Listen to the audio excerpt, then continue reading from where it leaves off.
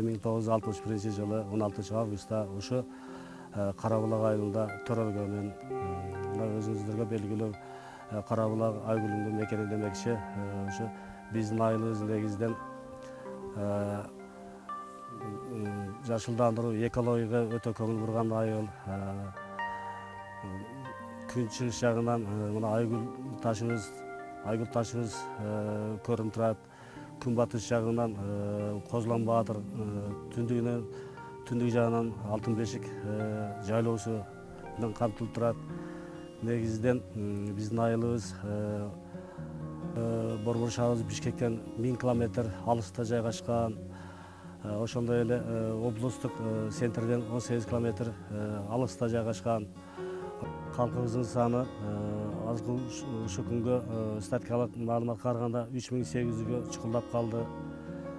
Ал эми кожголуктун саны 900гө барып калды. Негизинен айылда 2 орто мектебибиз бар, 1 бала бакча жайгашкан. Ал эми 5 мечитибиз бар, 2 спорт залыбыз бар. Мына өзүңүзгө белгилүү биздин айыл негизинен кол өнөрчүлүккө өтө көңүл бурган айыл. 1982 жылдан бери Мырзапаров Үсен агай баштаган ишини ушу күнгө чейин биздин ушу жаштарыбыз, окуучуларыбыз айрыкча ата-энелер бардыгы эле инициатива көтөрүп, корко алып, ушу күнгө чейин коруп келатат. Мына өзүңүзгө белгилүү азыр Кыргызстан боюнча эмес, чет элге дагы таанымал болуп, туристтер келе баштады бардыгы. Мурда биз эми 50-жылдардан 60-жылдары 8-дерде 8-9 класста ошондо анан гүл тергени барат эдик да. Ошо этегиден эле кучак кылып, гүлдүн эмне экенин түшүнбөй эле үзөт десе эле үзүп, неме кылып көтөрүп түшчү элек да. Кийин анан ошо 81-жылдан кийин ошо айгүлдү бир көрүш керек эле. Бизде эле эсибизден чыгып калган да гүлү бар. Анан атайлап анан барсам, бул башынан наркы башка чейин неме кылсам, ишенсем бир анча-мынча таштын кычагында калган бир 3 түптүү айгүл көрдүм да. Анан келип анан окуучуларга, немеге, мугалимдерге айттым: айгүлүбүз жок болуп кетиптир. Кантип эле жок? Барып көргүледи, калбаптыр. Баягы токой болуп турган гүл жок деп анан кийин мугалимдер, мен организатормун да.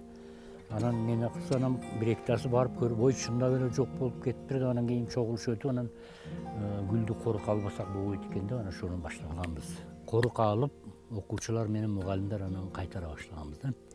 Анан ошонон көбөйгөн. Болбосом жоголуп кеткен эле. Окуяларды кое бер. Мындай айылдын адамдары аксакалдарга чейин, балдар аксакалдарга чейин, паланчы машинеде үзүп кетип атканын көрдүк. Деп балдар болсо ыйлап жибере тургандай болчу деп. Бир неме гүлдү үзүп баягы неме кылбайт эле.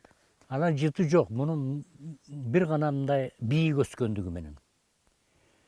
Мындай ошо тоодун немелери да адамдын белден жогору неме.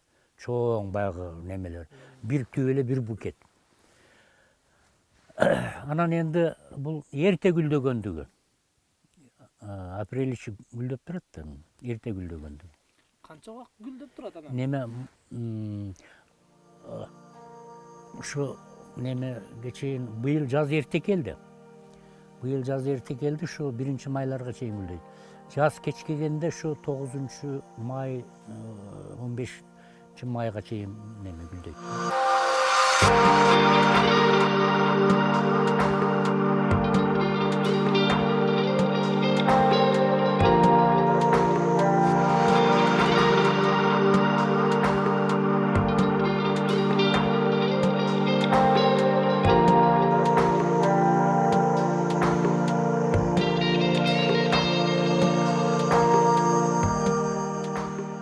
Айылдагы ушу башка айылдарга салыштырмалуу жеке ишкерлерибиз Кудайга шүкүр көбөйүп келе жатат.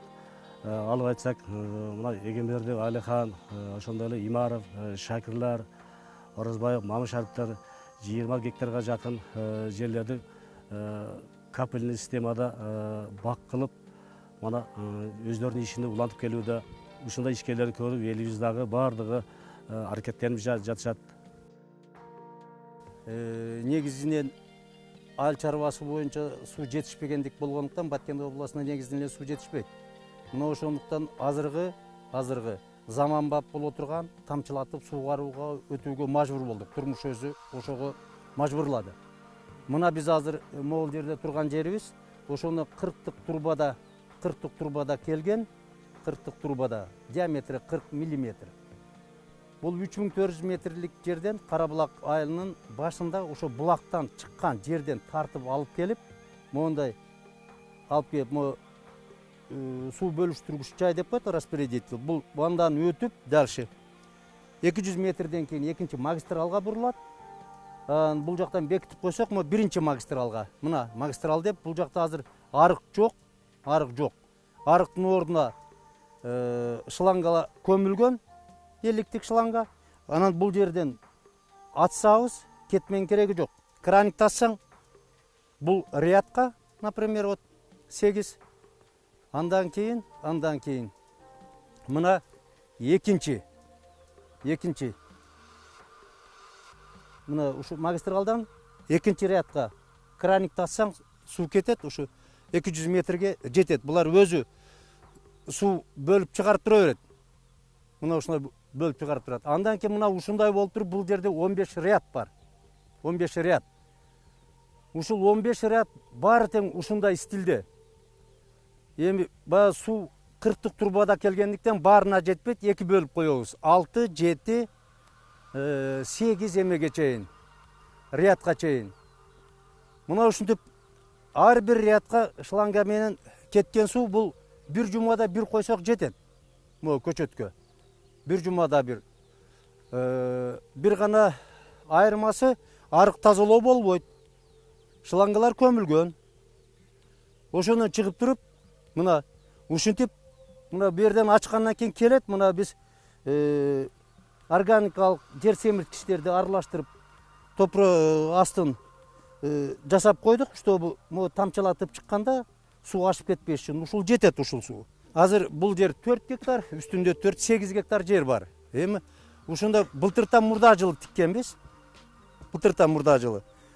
Мына быйыл уже, мына көрүп турасыңар, ошо шапталы гүлдөдү. Бир шапталы, бир алма кылып тигилген. Мына. Алмалар бизде, алмалар средний рослый деп коет. Булар 2 метрден жан башына берет. Булар пока жетилгенче шаптолунун мөбөсүн алабыз биз. Шаптолу карыйт алма жетилгенде. Ошондо шаптолуну алып салабыз. Мына шаптолулар уже сразу гүлдөп былтыр салган уже. Тиккенден кийин бир жылдан кийин мөбө кармаган бир-экөө.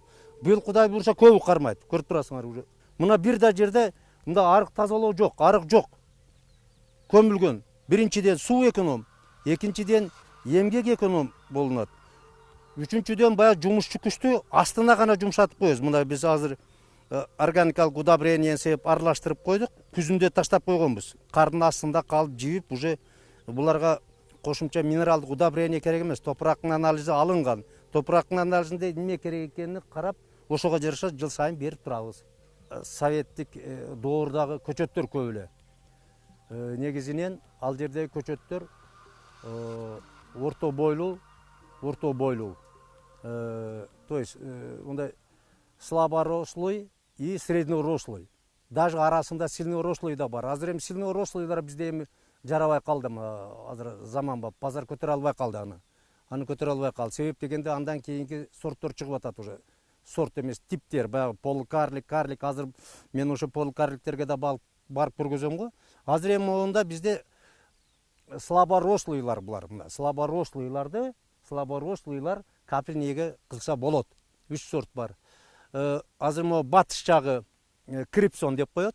Тыл кызык. Ал эми монда 3 ряд жашыл болуп турган. Булар жазгы алма. Июнь акырында августта пышат. Андан кийин мо восток жагы семеренко. Негизинен өзү Карабулак семеренконун жайы. 3 эле сорт бул жерде. Былтыртан мурда жыл тигилген 4 гектар, былтырда 4 гектар. Мындан сырткары дагы биз азыр бир 100 гектар жерде ачып атабыз. Ага эми өзүбүздөн финансы каражат жетишпегендиктен азыр инвесторлор менен сүйлөшүп атабыз. Инвестор кече келип кетти. Облустун эмеси губернатору азыркы өкмөттүн ыйгарым укуктуу өкүлү Мадымаровго жолугуп, андан арып кеттилер. Эгер бийликке барып сүйлөшүп, алар өкмөт аркылуу уруксат алып келсе, Кудай буйрса, быйыл баштап калышыбыз ыктымал. Бул жерде бизде көчөттөрдү өзүбүздөн алып слаборослый болгондуктан бул жерде чыгым көп беле кеткен жок.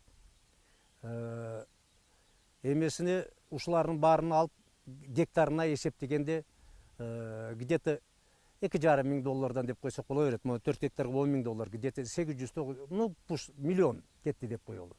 Енді бұлар мен өзім, так как профессиям экономист болгондуктан айтып турам, до полного плодоношения, то есть толук мөө бергенге чейин кеткен чыгым ар бир гектарына где-то $5-6,000 болуп калат. Ладно, $6,000 деп кой. Эмгек акы, суудун акы, караганы, кызматы, дарылаганы, агрохим защиты, андай иши кылып чыгымдарын баарын кошкондо до плодоношения $6,000 кетет. Ошондо 4 гектарга где-то $25,000 кетет. А бирок ошо мөөгө киргенден кийин 2-3 жылда актайт. 2-3 жылда актайт кеткен чыгымды. Баткенди негизинен өрүк болот. Азыр эми мына биз турган жер 1460 метр деңиз деңгээлинен бийик турабыз. Бул жерде тоодун этегинде, тоо этектериндеги айылдарда өрүк болот. Бирок өрүк баягы күн мурун толук ала албагандыктан баягындай ширесин кармай албай калат экен. Бул мада кыйгыл болуп калат, толук күн нурун ала албагандыктан. Баткенде любой өрүк болот. Любой өрүк. Күн Баткен ысык болгондуктан өрүктү каалаган сортун өндүрсө болот Баткенде.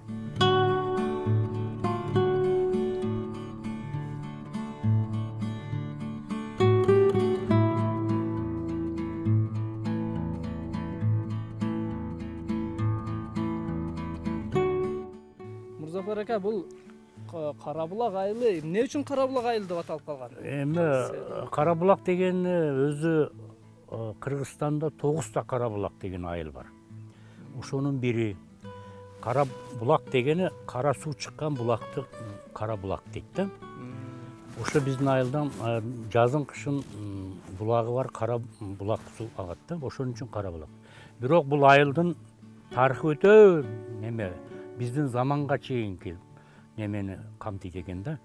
Муну мен былтыркы жылы орус археолог тарыхчыларындай тарткан немесин көрүп калдым, видеосун баягы. Серебряный город деген, Күмүшкент шаар деген да. Мына ошо передачадан мен көп нерсени алдым да. Серебряный город деген күмүш деген түшүндүрөт да. Мана бизде Төрткүл деген көл бар го. Мана ошол көл, Төрткүл деген кыргыз тилинин этимологиясында шаардын уранысы деген түшүндүрөт да. Демек ошо көлдүн орду шаар болгон. Ана ошол мен бул жерде шаар болсо керек деп жүрчү эдим да. Айтканымдай мына орустар ошону далилдеп Күмүшкент шаарынын далилдешти. Эми ошо Күмүшкент шаарынын дейт тоо жагында дейт кен иштеткен усталардын кыштагы болгон дейт. Мервана деген бул байыркы шумерлердин, биздин бабалардын жер ортолук деңиздин боюда жашаган. Мына ошо аска беттериге жазган Мервана деген сөз мындайча айтканда ажайып, керемет деген түшүндүрөт экен да. Демек мына усталар бир нерсени жасаса баягы ажайып дейт. Анан карапайым иш жасаган өнөркана болгон экен, баягы Агдөө өнөрканасы биздин айылдын этегине. Мен муну ошол орустардын эмеси боюнча, версиясы боюнча мен бул кыштакты 3000 жылдыкка неме кылдым да. Себеби Ош 3000де Заднепровский деген археолог тарыхчы мыктын көрүнү келип көрүп 3000 жылдыкка барабар көрүстөн деген жыйынтык чыгарган да. Мен ошол орус тарыхчыларынын, археологдорунун ошол Серебряный город деген немесиден мен өзүбүздүн кыштактын тарыхын билип алдым. Мервана деп аталган экен. Ошо тоодун этегинде Мирвана деген кыштакта кен иштеткен усталар жашаган деп орустар айтып атпайбы? Мана көрүстөн бекеринен неме коюлган эмес экен да, мумиялашкан баягы мумиялап коюп, бул биздин заманга чейинки бул. Египеттин немеси менен неме болуп атпайбы?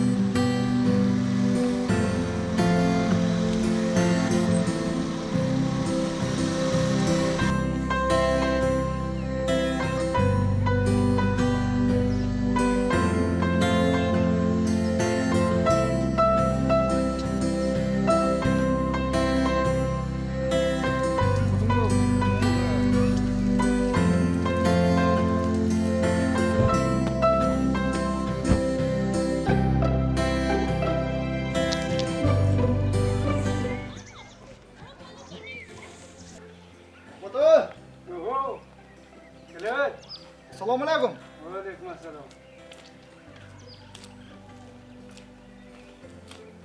Qandaysiz? Yaxshimisiz? Sog'lig'ingiz yaxshimi? Mana suvarkalab berib qo'ysangiz yaxshi bo'ladi-da. Ya mana uni bitirib olay, jon atat.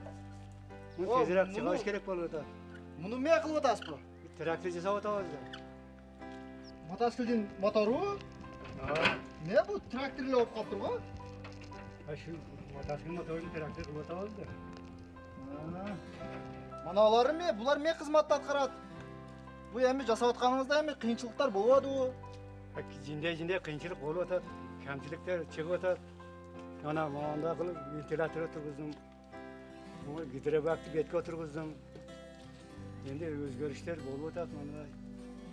Hem yaqin arada minib chiqib ketdim, ha? Shuni sezonga chiqarayin deb harakat qilib o'tamiz. Vol skor so'lvar ekan. Mana ular. Bular mana bu muhta, bu tormoz, mana bu ortadagi gaz. Mana yo'l beldan buriladi.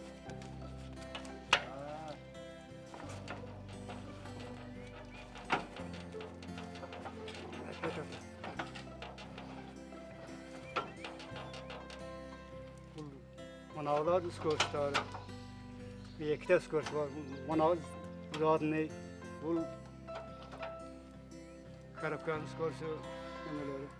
Endi mana ikki o'tirish kerak bo'ladi buni. Mana ikki. Bu mana yoqqa o'tirish kerak ekan. Mana boshini sharikni aylantirib o'tirish kerak bo'ladi ikki. Bu yerdan kesaman mana aytdim. Kesip bir yakkarata aylantirib qo'yaman. Haydab ko'rdingiz mi? Yo'q, hali yurgizalyapman. Endi yurgizaman, xudo xolasa. Bu kuchli bular.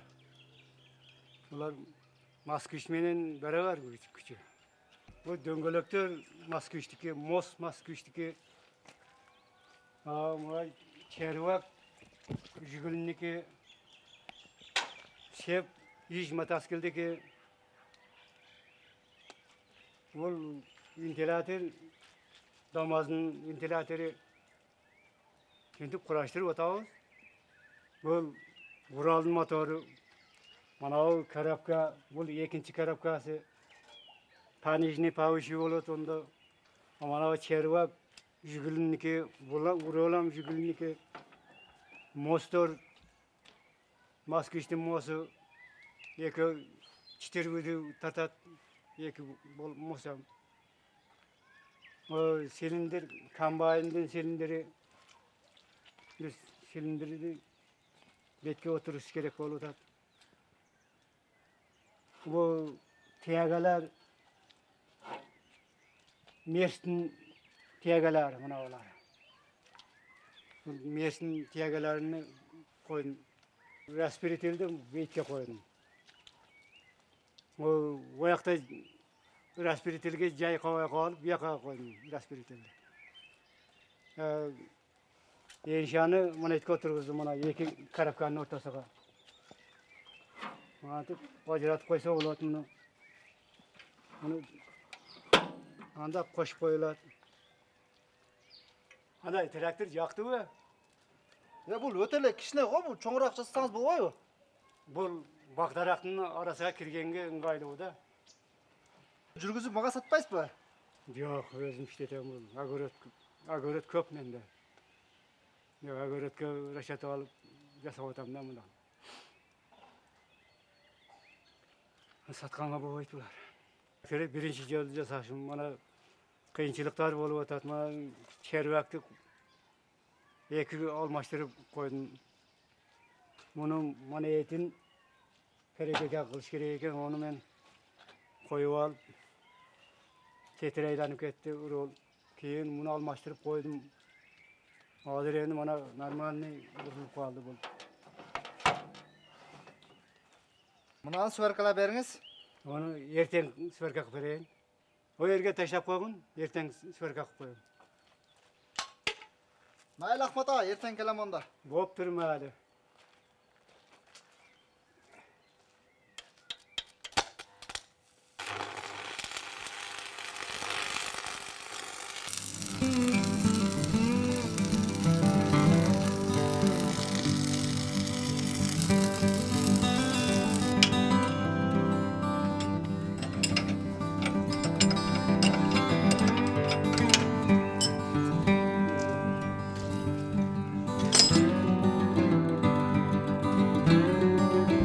Жылы аймақтарды өніктіру жылына қарата біз бірінші эле Карабулак айылының кіре беришине Баткеннин символу болгон айгүл гүлүнүн элесин чагылтырып арка курдук. Бул өзүбүздүн айылдын тургуну Сапарбек Масесов деген кишинин мурдатан берки ушундай ойлоп жүргөн бир идеясыны ошону заман көтөрүп чыгып элдин демилгеси айыл өкмөттөн жардам болуп атты, жалпы областтык деңгээлде марафон уюштуруп, ошонун эсебинен айылдын кире беришине бир арка курдук. Азыр эки жанында жаңы эсебиктер курулган атат, буюрса жакын күндө бүтүп калат.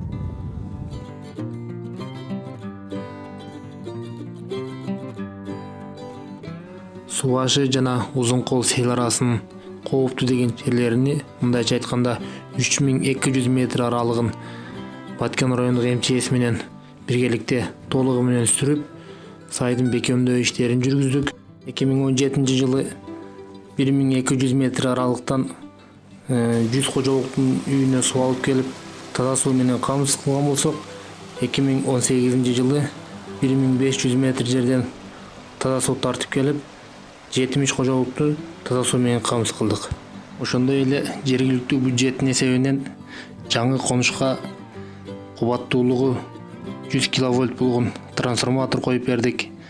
2000 метр чубалгы тартып, элди электр жарыгы менен камсыз кылдык. Былтыркы жылы жазгы талаа иштери боюнча 160 гектар будай үрөөн себилген болсо, быйылкы жылга 200 гектар жерди пландаштырып атабыз. Бүгүнкү күнү жалпысынан 100 гектар будай себилди. Анын дагы 100 гектары жайлоолордо себилет. Ал жерде да элдин үлүшү бар. 2 майга чейин толугу менен себилип бүтөт. Бизде дагы бир түйшөлткөн эң негизги маселебиз таза суу, агын суу маселеси болуп жатат. Союз учурунда курулган ошол суу ашы каналынын кээ бир жерлери жараксыз болуп, суулар агып жатат. Бизде бала бакча боюнча орун жетишсиз. Азыр бизде 126 бала бакчага тайыланып жатат. Ушул бала бакчаны чоңойтуп, жатаканасы менен, тамак аш менен камсыз кылуу максатында ошол бейөкмөт уюмдар менен иштешке аракет кылып атабыз. Ошондой эле дагы бир көйгөйлүү маселе биздеги ФАП болуп атат. ФАПтын эскилиги жетип, ошону чоңойтуп башка заманбап ФАП салуу максатында азыр бейөкмөт уюмдар менен сүйлөшүп атабыз. Жакын күндөрү ал дагы чечилип калат деген үмүттөбүз.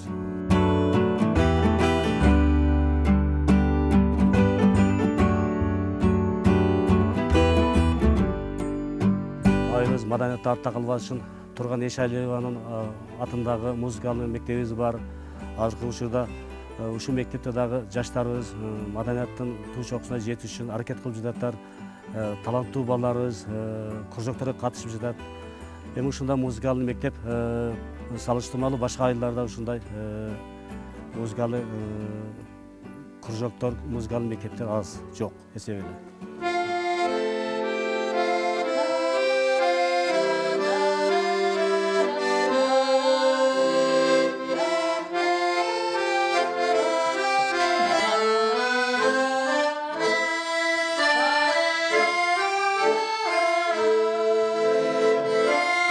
Эми сол колду биринчи сапты сол кол менен кошуп ойнойбуз. До мажор сол. Алгачкы мектебибиз чындыгында Дүйшөндүн элесин бере турган ошо менин бир тууган эжем ошо Дүйшөндөй болуп ар жерде куугун жеп жүрүп ошо анан келген музыканттарга өзү гостиница болуп жүрүп ошо мектепти сактап, ошо мектепти бизге эстелик кылып таштап кетти. 16-жылы 43 жыл ушул мектепте эмгектенип, 16-жылы дүйнөдөн өтүп кетти. Азыркы учурда 32 окуучубуз бар. Алардын 16сы комуз классында мен бирим. Анан ошол аккордеондо 16 окуучу бар. Аккордеондогу окуучулардын ошо эжемдин өтүп кеткен эжемдин жалгыз кызы Үсөнова Паризат апасынын ордунда менин алдымда ошо мектепте көз иштеп атабыз. Учурда бизде оз комуз бар, аккордеон бар, фортепиано бар, анан хор классы бар. Ошо кайсы конкурстарда болсо биздин мактанганга эмес менин балдарым жакшы ийгиликтерге жетишип жүрөбүз. 2013-14 окуу жылында анда эжем тирүү болчу. Хайдарканда өткөн областтык деңгээлдеги жаш таланттар деген фестивалда, конкурста биздин Баткен музыкалык мектеби биринчи орунда алган. Ошонун ичинде менин окуучуларым 9 музыкалык мектептен биринчи орунду алдык. Акчалай сыйлык, грамоталарды алдык. Ошентип анан былтыр ошо уста шакирттин уюштуруучулары менен мына Кулундуда, Лейлекте өткөн фестивалда 400 бала комустан ойношту. 400 бала манас айтышты. Муну телевизордон көрсөңөр керек. Ошого барып катышып келдик. Министрдин грамотасын ошо жерде мага ыйгарышты.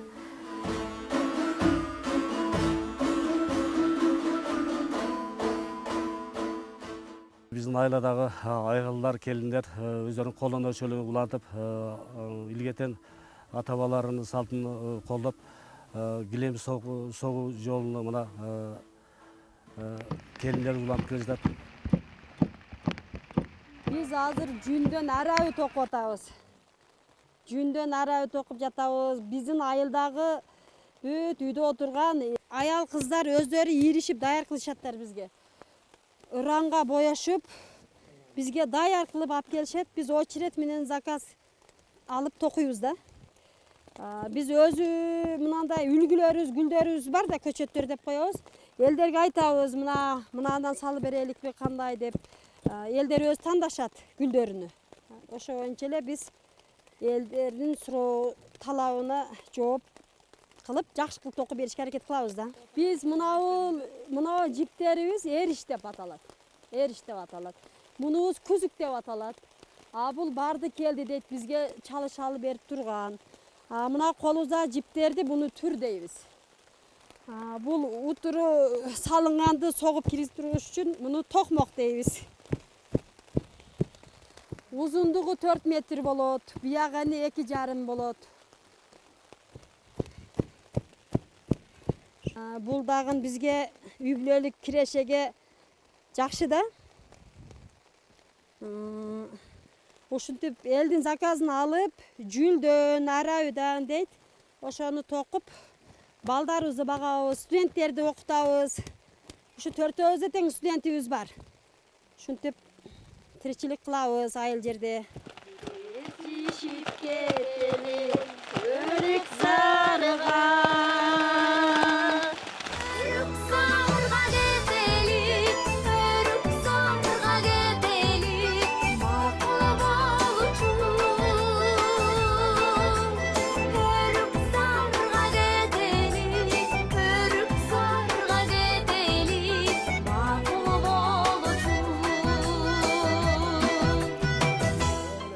Алейкум ассалам. Кел oğlum кел. Отыр. Обеттен не кылып отурасың? Айылдын үстүндө бер бүгүнкү күндү көрүп чыкканым.